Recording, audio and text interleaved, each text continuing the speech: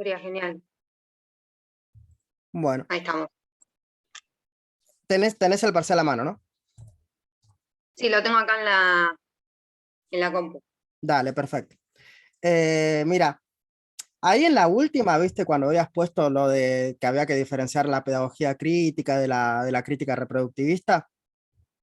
Sí, Bueno, ese error en el último párrafo pasa que pusiste Freire se posiciona en la crítica, en la teoría crítico-reproductivista. Y imagino que lo que habías querido poner es se posiciona frente o en contra, ¿verdad?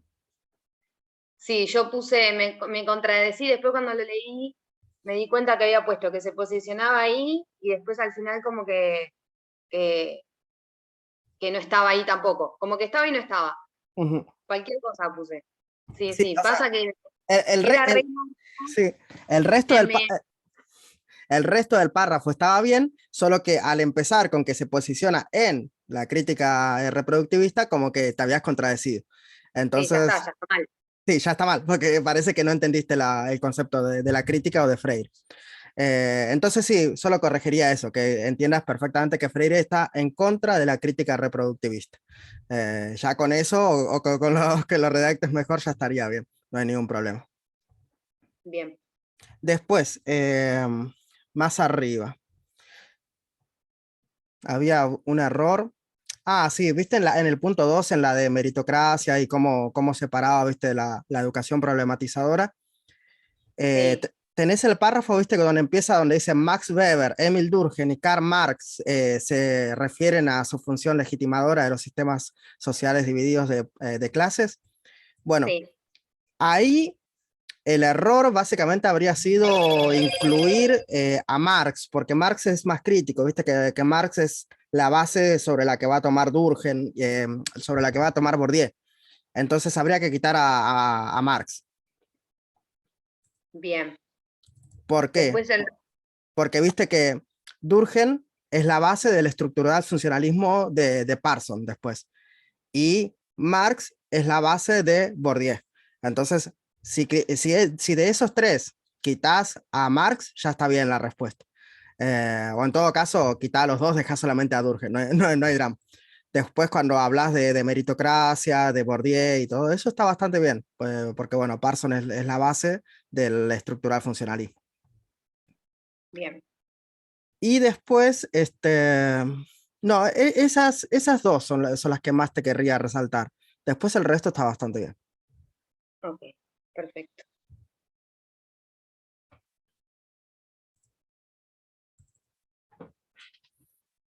Pasa que a mí por laburo se me complicó la cursada, ¿viste? Entonces, nada, fui haciendo todo muy, muy al aire y todavía tengo ideas que no las tengo muy claras. O Ujú. sea, entiendo los temas, todo re bien, pero me cuesta a la hora de por ahí relacionar los textos. Yo pensé, cuando dije, bueno, tengo que elegir un tema, pensaba por ahí usar esto del fracaso escolar, viste que por ahí se puede usar, qué sé yo, con Freire, no sé, viste los módulos que tenemos nosotros de educación, básicamente educación popular, el fracaso escolar, qué sé yo, pensé irme por ese lado, pero quiero tener claro esto de Sarmiento, me cuesta en Perú, Freire también, Bueno, así que yo lo que voy a hacer es, te voy a hacer un repaso expositivo por toda la ujú, materia y de ahí más o menos para que tengas claro cómo se posiciona cada autor y cada teoría. Y después vos vas a poder retomar donde a vos te guste. Mira, yo creo que para dar final pueden ser tres los temas. Te los voy a exponer los tres, así más o menos tenés de dónde elegir, por así decirse. Uno sería optimismo y ponele, pesimismo pedagógico, ¿viste? O sea, la postura de Sarmiento o todas las posturas críticas, cualquiera sea. Después bien, tendrías como segundo tema todo lo que tiene que ver con la pedagogía crítico-reproductivista y la no crítica, ¿viste? La de Freire, la de Giraud, la de la resistencia, básicamente. Y por último, que también está relacionada, todas están relacionadas, sería el fracaso escolar. O sea, ¿cómo lo explicaría el optimismo pedagógico o el pesimismo pedagógico? ¿O cómo lo explicaría los sistemas mm, del consenso, ¿viste? Y los sistemas críticos. Entonces, cualquiera de esos tres temas te pueden servir para el parcial. Si querés, los voy desglosando. Dale, sí, Dale, sí, cuando perfecto. quieras. Bueno, la primera es la más sencilla, bueno, por así decirse, todas tienen su complejidad. Eh, Sí, el optimismo pedagógico fue una corriente del siglo XIX. Viste que veníamos de la Revolución Francesa e industrial. Entonces el mundo había cambiado de las monarquías y demás, había cambiado a una sociedad democrática, de mercado, etcétera. Entonces hubo corrientes que se llamaron optimismos, en general, o sea, no solamente en pedagogía, también en filosofía y en demás. La gente empezó a creer que como ahora vivíamos en un mundo nuevo, un mundo más civilizado y educado, la educación podía cambiar a mejor todo. El máximo representante del optimismo pedagógico, viste que en nuestro país es Sarmiento. Y bueno, como política legislativa, la ley 1420, la ley de obligatoriedad, universalidad y gratuidad, laicidad de la educación pública, que es muy parecida, como habrán visto en la cursada, a la ley francesa o la ley estadounidense. Muchas leyes de educación son similares. Es muy propio del siglo XIX. ¿Qué es lo que se planteaba? Acá también, no es que veníamos de la monarquía, pero veníamos de 80 años fuleros, o sea, unitarios y federales, mucha guerra civil, mucha sangre, o sea, viste, desde 1810 hasta 1860 casi no hubo constitución, es un caos, es un desmadre. Y viste que las tres presidencias de, bueno, de Mitre, Avellaneda y Sarmiento fue las fundadoras, o sea, fueron como las primeras presidencias del país. Antes eran caudillos y demás. Entonces, lo que se plantea, venimos de algo bastante jodido, pero ahora tenemos un Estado, tenemos leyes, tenemos democracia y aparte tenemos educación. Lo que la gente creía en ese momento es que la educación era civilizadora, o sea, convertía la barbarie, viste como diría Sarmiento, en civilización. ¿Qué era la barbarie? La barbarie era el atraso, el campo, lo rural, los caudillos, o sea, que la gente seguía al tipo que era más poderoso en sus tierras. ¿Qué era lo civilizatorio? Lo civilizatorio era la ciudad, Europa, el conocimiento, la ilustración, las enciclopedias, los libros. Entonces, ¿cómo convertir la barbarie en civilización? Mediante la educación. Vos a una persona que no tenía cultura, porque era, y viste que era iletrada completamente, era analfabeta, vos le enseñabas a leer, escribir, le enseñabas cálculo elemental y obviamente educación cívica, que es lo que siempre enseñó la escuela, historia, los padres de la patria, por qué somos un mismo país, por qué somos una misma nación, por qué somos una misma lengua. Entonces, ahí pasás de un estado de barbarie a un estado civilizado. Tenés a un peón campesino que al no saber leer y escribir solo puede hacer lo que le dice el patrón, a tenés un tipo que puede ser un ciudadano, o sea, que sabe leer y escribir, que se puede desempeñar más allá que solamente como peón, puede ser operario industrial, puede ser incluso oficinista, y que también va a poder, por ejemplo, saber votar, porque ¿cómo vas a votar si no sabes leer y escribir, no puedes ni firmar? Entonces, por eso era tan fuerte el optimismo pedagógico de Sarmiento, porque creía que podía civilizar estas tierras, que él las veía como rurales, como atrasadas, como algo propio del pasado, como eso que habíamos que dejaba atrás, ese sistema feudal. Viste que el sistema feudal es un sistema campesino, donde la gente cultiva las tierras y se las da al señor feudal. Y él más o menos eso veía en nuestras tierras, la barbarie que se había dejado atrás en Europa. Entonces, el optimismo pedagógico se puede resumir así como que la educación soluciona todos los problemas, pero no solo los problemas educativos, todos los problemas en general. La educación genera civilización, genera trabajo, genera democracia, genera igualdad, genera que no haya ningún tipo de conflicto social. Ese es el gran problema del optimismo pedagógico. Que vos me decís, bueno, los problemas educativos solucionan problemas educativos. Ponele, vos necesitas un laburo y necesitas saber leer y escribir. Está bien, pero no me digas que vamos a ser más igualitarios, más democráticos, más justos porque tenemos educación, porque tampoco es así, porque también eso depende de la política, de la economía, depende de otros ámbitos que no dependen de la educación. Entonces el optimismo pedagógico es esto, es creer que con educación se soluciona todo, absolutamente todos los problemas del país, del mundo y de la civilización. Cuando en realidad lo que más se podría llegar a solucionar con suerte son los problemas educativos, o sea, que puedas acceder a mejores herramientas que no tenías antes, tal vez una profesión o un trabajo. pero no todo. ¿Cuál es la crítica o el negativismo? Precisamente lo que vamos a ver luego con las tres posturas, ¿viste? Consenso, crítico reproductivista y crítica de la resistencia, por así decirse. Que no sirve para generar igualdad, que viene a multiplicar la igualdad que ya existe. Viste que es la postura crítica en general, la de Marx, la de Bourdieu, la de todos los autores críticos, que ya existiendo una sociedad desigual, donde hay gente que tiene acceso a mejor comida, mejor trabajo, mejor profesión, es lógico que esa gente también acceda a mejor educación. Y ya existiendo gente que es pobre en general, que no tiene acceso a servicios, a trabajo ni a nada, y bueno, es probable que acceda a una peor educación que los que acceden las clases altas, ricas, acomodadas, burguesas. Esa es básicamente la postura pesimista, que no solamente la educación no sirve para solucionar los problemas educativos, porque reafirma a las personas que ya tienen saber y niega a las que no tienen saber, sino que por el contrario, reproduce la desigualdad. O sea, no solamente no la soluciona, sino que la empeora, que hace que los que siempre tienen tengan más y los que no tienen nada se vean negados de acceder a esa posibilidad de conocimiento. Esa es la postura crítica o el pesimismo pedagógico.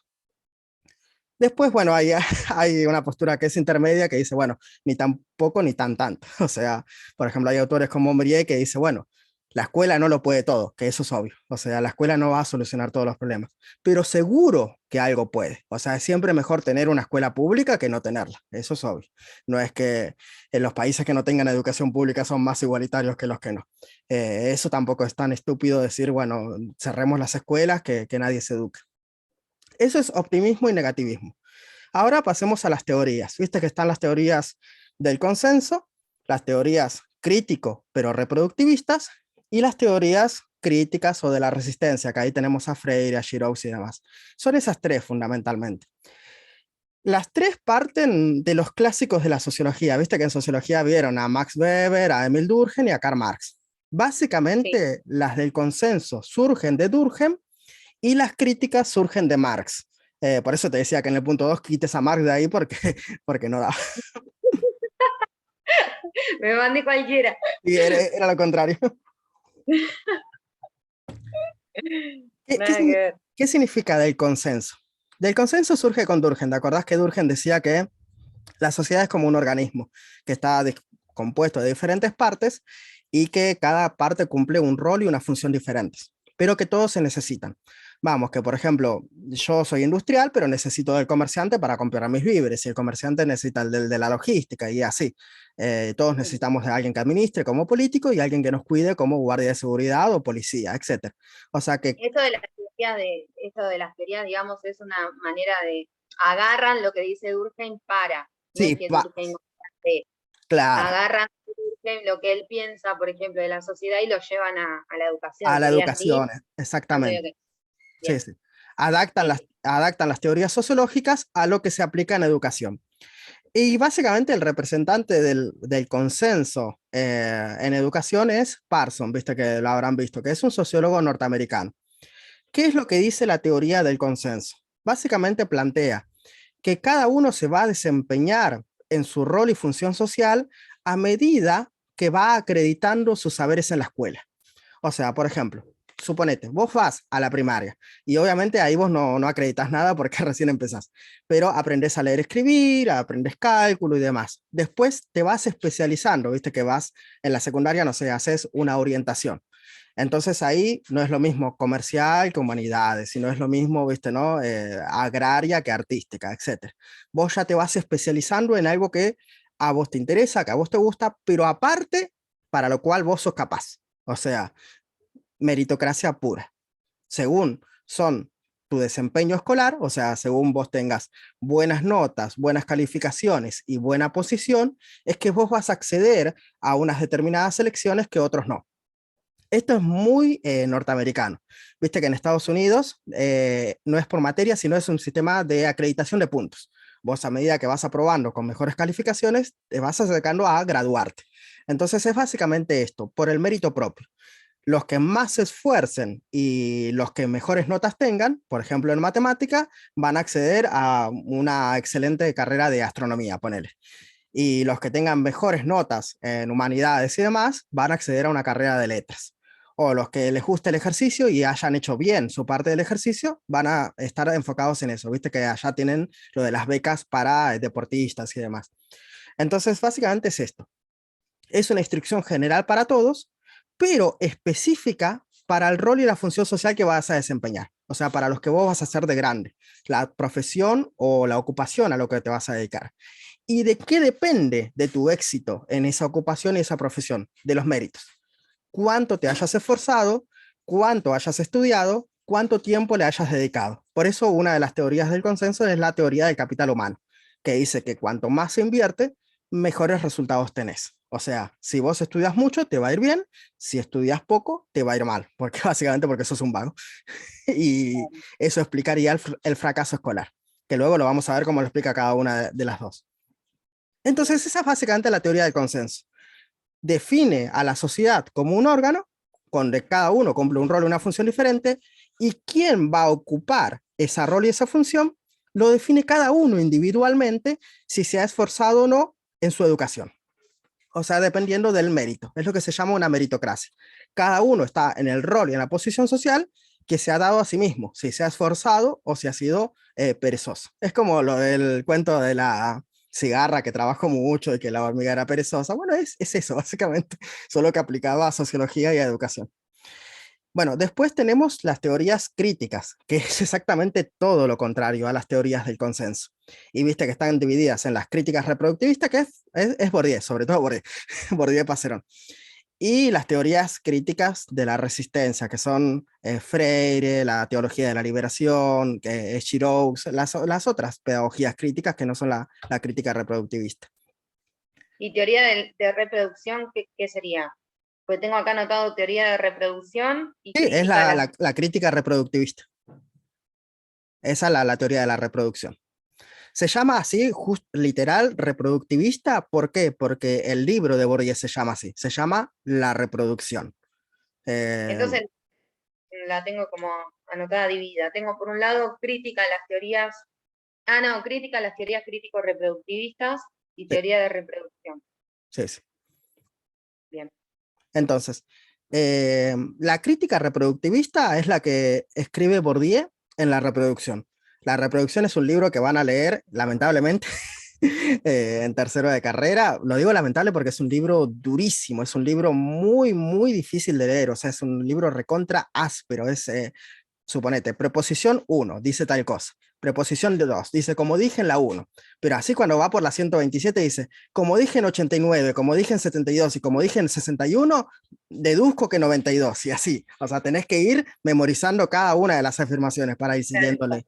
Al principio, light, porque empieza 1, 2, 3, pero después cuando tiene 150, bueno, se te complica mucho recordar de memoria qué decía cada preposición. Es un libro súper severo. ¿Qué dice la reproducción? La reproducción es algo muy sencillo de entender. Obviamente se refiere a la reproducción social, no a la reproducción biológica. Claro, claro.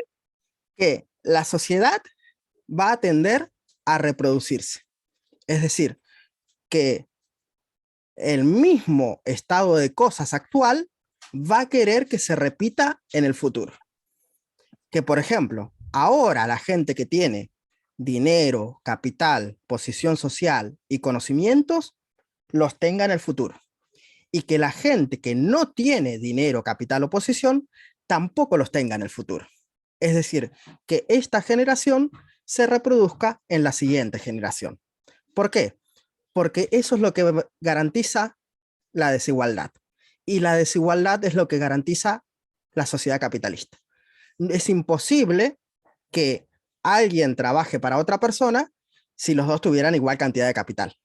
Para que uno trabaje para otro, uno tiene que tener menos capital, menos posición, menos estudio, y entonces pues, sí va a tener que ser un empleado, un obrero, un siervo del otro. Para que exista nuestro sistema capitalista tiene que haber desigualdad. Y para que exista desigualdad, se tiene que reproducir la desigualdad que ya existe. Entonces, eso es lo que garantiza el sistema educativo. Para Bourdieu, el sistema educativo no solamente y no iguala, o sea, no es que enseña a los que no saben, al contrario, premia a los que ya saben y castiga a los que no sabían en lugar de enseñarles. O sea, castigo en forma de mala nota, en forma de sentarte en el rincón, en forma de no ser cuadro de honor, etc. ¿Qué es lo que dice Bourdieu? Que obviamente las clases altas ya tienen educación. Obviamente las clases altas ya tuvieron acceso a la universidad, a ser profesionales, a tener estudios. Entonces, ¿qué pasa? Que cuando el niño nace y nace en una familia de clase alta, ya tiene acceso a la cultura.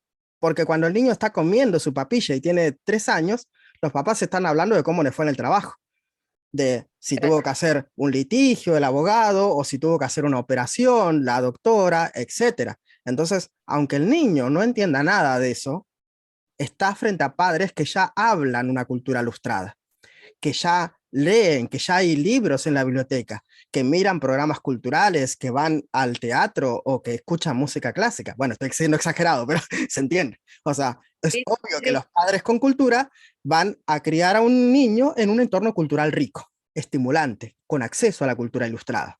Y que es esa la cultura que se premia en la escuela.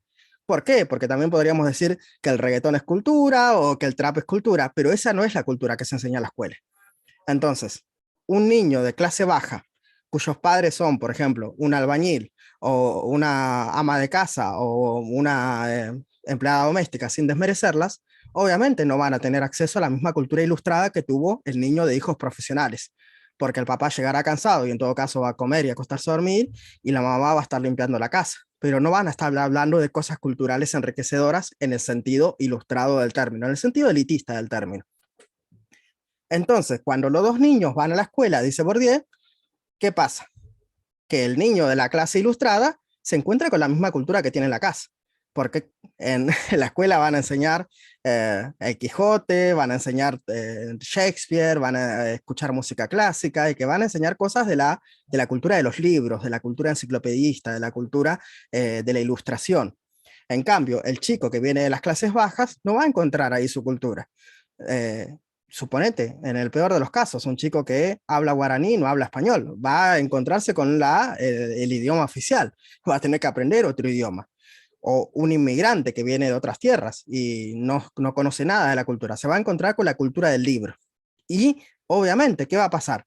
Que el chico de la clase ilustrada va a aprender rápido, va a sacar buenas calificaciones y todos van a decir es un genio. Cuando es mentira, simplemente están acreditando los saberes que él ya aporta, que él ya tiene. Muchos niños de las clases altas llegan sabiendo a leer y escribir a la escuela, le enseñaron desde los 3 años. Pienso, por ejemplo, en el caso de Borges, a los 3 años leía y escribía en inglés y en español. Pero hay estimulación temprana, se te enseña idiomas y demás, o sea, no es que es algo muy loco. En cambio, el niño de las clases bajas se va a encontrar con que su cultura no es la cultura de la escuela, que tiene que aprender todo de cero y que le cuesta, que no le va a ser tan fácil como el chico de las clases acomodadas. Entonces ahí se genera la reproducción social.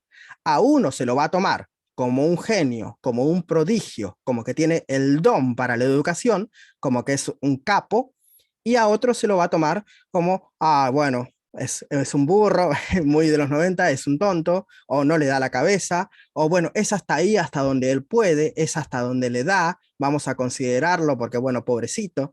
Entonces se genera la teoría de la profecía autocumplida.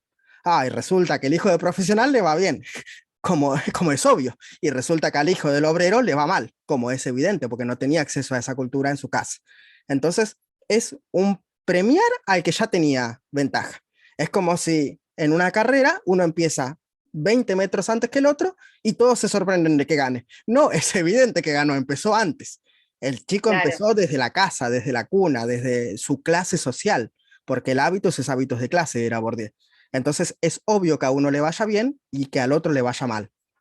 Entonces ahí se genera la reproducción social, que el que es rico y tiene acceso a la educación, sus hijos tienen acceso a las mejores acreditaciones educativas y a las mejores notas. Y obviamente a un chico que durante toda la primaria y toda la secundaria le dijeron que era un genio, que le va bien, que es un dotado para el estudio, y es obvio que va a querer estudiar algo y que va a poder elegir lo que a él le gusta porque tuvo buenas notas en todo. Y que el chico que siempre le dijeron, a vos no te da, ojalá termines la primaria para tener un trabajo y ahora la secundaria para tener un trabajo, pero después no intentes estudiar porque no te va a dar la cabeza. ¿Qué quieres hacer vos si vos no sacas buenas notas en nada? Es obvio que ese chico va a obtener lo que se resume en fracaso escolar. Sí, la crítica reproductivista es muy dura. Heavy, sí. Y por último están las teorías de la resistencia.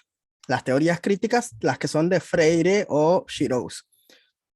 Estas teorías dicen, bueno, está bien, te reconocemos que existe desigualdad, te reconocemos que la escuela es desigual y que te reconocemos que la escuela premia a las clases altas, pero vos me estás castigando a las clases bajas. O sea, es la crítica reproductivista la que está siendo durísimo con las clases bajas. Dirá Freire, dirá Giroux, los chicos pobres también quieren pensar, a los chicos pobres también les gusta la cultura, también les gusta el arte, también les gusta expresarse. ¿A quién no le gustan las cosas lindas? O sea, más a los pobres que están privados de un montón de cosas, que están privados de la belleza. Cuando ven cosas lindas les gusta y les gusta hacerlas. Pensemos en la cultura en las clases bajas, pensemos en la murga es algo hermoso, o otras expresiones culturales. Lo que me está diciendo la crítica reproductivista es que el pobre no piensa, que el pobre no puede, que el pobre no se puede sobreponer a todo eso que ve en la escuela, a todo eso que hacen con él. Lo está poniendo en una posición de pasividad absoluta. El rico acredita todos sus saberes, el pobre permanece ignorante. No, vos qué sabes si el pobre quiere aprender, quiere expresarse, quiere instruirse, quiere educarse. Entonces, la crítica no reproductivista lo que está diciendo es, acá el que está haciendo más daño a las clases desfavorecidas es la crítica reproductivista, que es muy heavy, que es muy cerrada, es muy estricta, como que te describe la realidad de una forma horrenda y monstruosa, cuando en realidad la gente quiere salir adelante. Y hay que tomar en cuenta a las clases desfavorecidas. Hay que tomarlas en cuenta. Hay que saber que ellos también piensan, que ellos también reflexionan, que ellos también se pueden expresar y que no es que porque la escuela les niegue o no les dé lugar, no lo van a hacer. Sí, lo van a hacer de otra forma. Y si los escuchás, esta es la postura de Freire. Viste que es una postura amorosa, empática, ponerse en el lugar del otro, darle la palabra, recuperarlo. Esa es la crítica no reproductivista. O sea, sí, está bien que hay desigualdad, pero bueno, vamos a solucionarlo. O sea, no nos quedemos solamente en eso de que está horrendo la escuela y que hace cosas monstruosas. No, Claro. consideremos a las clases bajas e incorporémoslas al sistema educativo y a la educación. Por eso es que se expresan, viste, sobre todo en la educación popular, no solamente en los sistemas educativos, porque viste que aprender se aprende en todos lados, no solamente en las escuelas. Después de descrita estas tres posturas, viste, consenso, crítica reproductivista y la crítica no reproductivista, tenemos la explicación del fracaso escolar. El fracaso escolar se puede dar por básicamente dos motivos.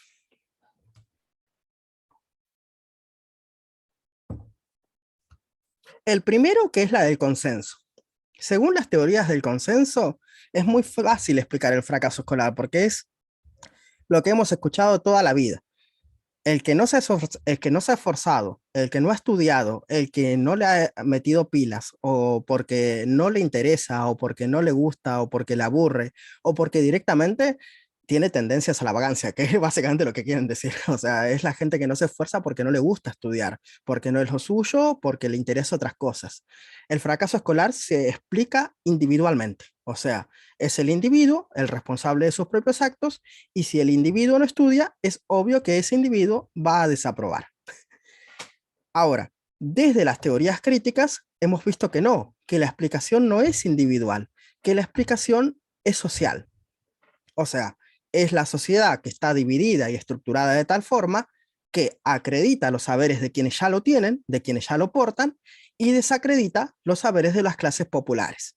Es decir, se genera una profecía autocumplida del que al que ya sabe se le premia por saber y al que no sabe no solamente no se le instruye, sino que se le castiga con mala nota o con diciéndole que no le da la cabeza para eso. Entonces, esas son las dos explicaciones del fracaso escolar. Una individualista que tiende a culpabilizar a quien ha fracasado y la otra social que explica que la propia sociedad, la escuela, al tender a reproducir la desigualdad, premia a unos y castiga a otros para que la desigualdad se reproduzca, para que uno acceda a la educación y a la profesión y otro no acceda a la educación y a la profesión y tenga que ser un obrero, un trabajador no cualificado o poco cualificado, para que unos trabajen para otros. ¿Por qué? Porque así se reproduce la sociedad. decía Bourdieu en la reproducción, suman a su propia fuerza la fuerza simbólica. O sea, es innegable que los ricos tienen poder, porque tienen riqueza, tienen influencia, tienen contactos, y eso les hace tener mucha fuerza y poder social. Ellos tienen mucha forma de influir en la sociedad.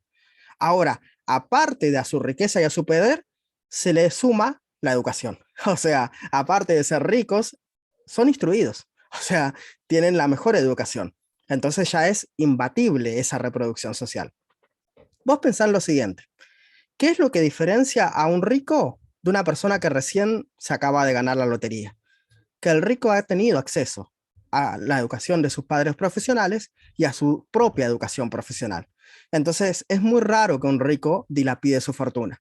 En cambio, un pobre que recién se ganó la lotería, tal vez en 6 meses, un año o 10 años, ya no le queda un mango porque se lo gasta todo, porque no invierte nada y porque básicamente no sabe administrar dinero. Entonces, ahí puedes ver la diferencia entre una persona que ya tiene cultura, cultura del dinero, cultura de la inversión, cultura de lo que sea, y una persona que sin cultura accede a capital. Porque para Bourdieu el capital no es solamente la economía o la plata, también es la cultura. La cultura te da un capital que te permite acceder a diferentes formas de comprender la realidad. ¿Viste cómo acabamos de explicar el fracaso escolar? Eh, lo mismo podríamos explicar el éxito. ¿Cómo se explica el éxito desde el consenso? Mediante el esfuerzo individual. Las personas, viste teoría del capital humano, las personas que han invertido en educación ahora acceden a una mejor forma de vida que sus padres. Por ejemplo, gente que vino de padres que no son profesionales, invirtió en educación, se esforzó y estudió mucho, ahora es profesional y tiene una mejor calidad de vida que los padres no tenían, porque ahora él es abogado, él es médico, él es contador y accede a una mejor posición social y económica. Ahora, ¿cómo explicaría la crítica a el ascenso social? Que el ascenso es social, no individual. Porque vos me podés decir, bueno, la típica romantización de la meritocracia. Huguito se levantó todos los días a las 6 de la mañana, no faltó nunca, viste que es la historia de Sarmiento, no faltó nunca a la escuela. Y ahora es abogado, o ahora es profesor, o lo que sea. Sí, bueno, es uno solo, es un ejemplo. Háblame de millones de chicos pobres que no pudieron acceder a la universidad, que no pudieron acceder a una profesión, que no pudieron acceder a una mejor calidad de vida. Entonces, la crítica habla de lo social. O sea, no me des un solo ejemplo para legitimar que el sistema funciona, porque uno que se esforzó y triunfó. Hay muchos que se han esforzado y no han llegado, y que no han acreditado, y que han desaprobado. Explícalo, por ejemplo, con la universidad. ¿Qué te diría? Bueno, si vos te esforzás y estudiás para cada parcial, te vas a recibir. ¿Vos pensás que hay gente que no se ha esforzado y ha estudiado para cada parcial que no se recibió, que tuvo que dejar? Son pocos los que se reciben. Entran 6.000 cada año y se reciben 3. ¿Por qué? Porque hay gente que, porque sus padres no son profesionales y no tienen tanta cultura, les cuesta más, que leen y leen y leen y no entienden. Y Que te dan como cosas que ya se supone que las sabés. que A las mí me aprendiste pasó, en el secundario. me pasó, a mí me pasó que por ahí cuando entré a la universidad como que daban cosas que se supone que ya las tenés que saber, ¿no es Sí, sí, cierto? Y el que tuvo una situación del orto, perdón por la palabra, o que tuvo mucho desfasaje entre la secundaria, como me pasó a mí, que fui, dejé, volví, que esto, que aquello, que lo otro, por un montón de cuestiones familiares también, claro, ahora la universidad me cuesta un Perú. Y para exactamente, rendir un tengo que tener clases particulares porque lo necesito. exact, Así que tal es, cual lo es, decís. es Es, exactamente eso. O sea, por más que te esfuerces, te cuesta, porque no tenés sí, los saberes que ya otros sí tienen acreditados. Entonces te tal cuesta el cual. doble. Y hay gente que deja, y no es gente que no se esforzó. Esa es la mayor crítica, que el esfuerzo no siempre tiene resultados. El esfuerzo tiene resultados cuando ya tenés ventaja. Obviamente, si vos ya tenés cultura y tenés ventaja y sabes un montón de cosas, si te esforzás te va a ir bárbaro. Y si no te esforzás, bueno, medianamente bien. Pero si vos no tenés la base, aunque te esfuerces y te cueste muchísimo, puede que no lo logres. Esa es la explicación social, no es solamente individual, que uno que se esforzó y triunfó. No, no, no, vamos a ver el promedio. Si el 90% de los que ingresan a la facultad no se reciben, quiere decir que ahí hay un problema, ¿entendés? Porque es la verdad, el 90% de los que ingresan no se reciben. si hay 10.000 ingresantes al año, hay 100 egresantes, o sea, hay 100 recibidos. Entonces, ¿qué pasó ahí de por medio? Claro. Bueno, eso es todo lo que te quería contar. No sé si te ha servido, si te ha ayudado. Sí, re, estaba muy mareada con este tema de las teorías, porque también las leía más o menos que no le encontraba la vuelta, la relación. Pero ahora sí, mucho más claro. ¿Sabés qué te quería preguntar?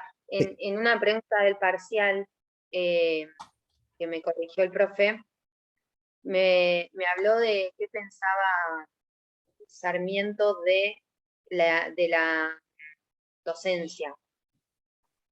¿Qué pensaba Sarmiento de la docencia y qué pensaba Freire o algo así? Creo que está por acá. Eh, Desarrolle la visión de Sarmiento sobre la docencia y luego compare con las características que según Freire tienen los maestros paqueteros. Yo Freire no lo pude leer casi nada, así que estoy también ahí medio enfrente con Freire. Yo creo que la principal diferencia es que para Sarmiento el docente era un emisario de la cultura. Para Sarmiento el docente era como un mesías, o sea, como alguien que venía a instruir y a cultivar las mentes de las personas.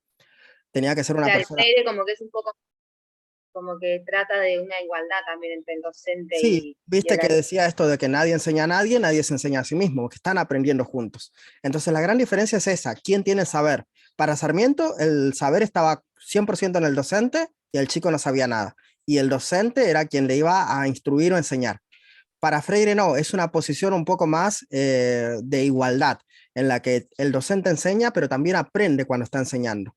Eh, hay anécdotas muy bonitas de Freire, por ejemplo, cuando le decía, le preguntaron de las clases bajas, le dijeron, usted siempre habla de las clases bajas, pero usted no es de las clases bajas, usted es un abogado, usted es una persona de buen pasar, ¿cómo sabe cómo vivimos nosotros?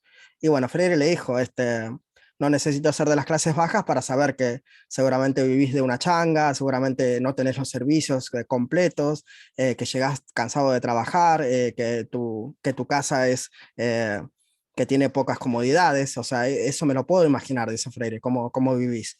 Entonces le respondieron de las clases bajas. Sí, nosotros tampoco necesitamos ser de las clases altas para saber cómo vive usted, que seguramente tiene un buen trabajo, que le pagan por hablar y que lo máximo que le va a dar su trabajo es dolor de cabeza, porque no llega con el cuerpo cansado como llegamos nosotros, y que seguramente tenga una linda casa con todos los servicios, una habitación para cada persona.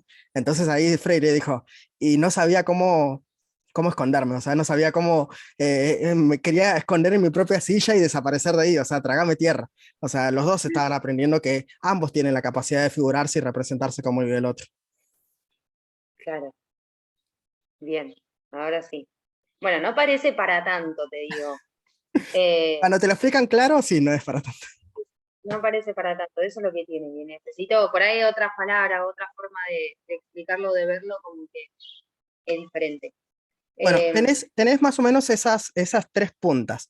Optimismo o negativismo pedagógico, consenso, crítica y éxito y fracaso escolar. Podrías agarrar cualquiera de esas tres para ir mellando y ir explicando tu final.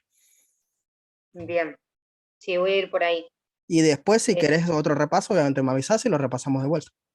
sí, también me gustaría que nos veamos y como que me tomes vos a mí, ¿entendés? Sí, Que me sí, hagas eso preguntas también. o me Eh, digas, "No sé, porque va a ser mi primer final en la facultad. Eh, yo si lo practicamos, te voy a ir diciendo, te voy a ir corrigiendo si decís algo mal y te voy a ir preguntando cómo te preguntaría el profesor. Así estás habituado. porque nos dijeron un tema para desarrollar y unas posibles 3, 4 preguntas. Dale, Entonces por perfecto. ahí con mis Después, preguntas, después acordamos eso. Qué día y qué horario. dale, Bueno, saludos, perfecto. Gran. Bueno, nos vemos. Gracias, Félix. De nada.